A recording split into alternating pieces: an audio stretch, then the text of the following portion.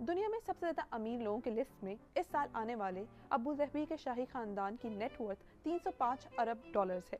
اس نے امریکہ کے retail store چین کے مالک والٹن کو 45 ارب ڈالر سے پیچھے چھوڑ دیا ہے۔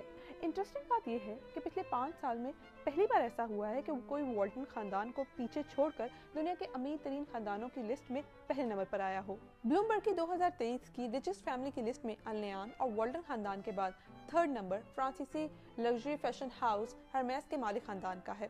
اس لسٹ میں 4تھے نمبر پر مارس جبکہ 5ویں نمبر پر قطر کا التھانی خاندان موجود ہے۔ تو کیا یہ فیملی ہمیشہ سے امیر تھی؟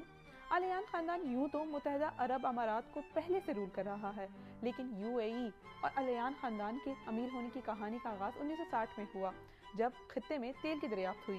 اس سے پہلے ملک کی میجورٹی آبادی کے پاس بنیادی سہولیات کی کمی تھی، مگر تیل کی دریافت کے فوراً بعد ابو ظبی کے اس وقت کے شاہ شیخ زید بن سلطان النیان نے ملک کی تقدیر بدلی۔ انہوں نے خود بھی اپنی دولت کو بڑھایا اور اپنی عوام کو بھی پیسے کمانے کی اپرچونٹیز دیں۔ النیان خاندان UAE کی تیل کی دولت سے مالا مال ریاست ابو ظبی کا انتظام سنبھالتا ہے۔ اس کے ساتھ ساتھ وہ دنیا کے مقبول ترین فٹ بال کلب مانچسٹر سٹی کے مالک بھی ہیں۔ النیان خاندان کے دیگر افراد متحدہ عرب امارات کی حکومت اور پرائیویٹ سیکٹر میں کام کر رہے ہیں۔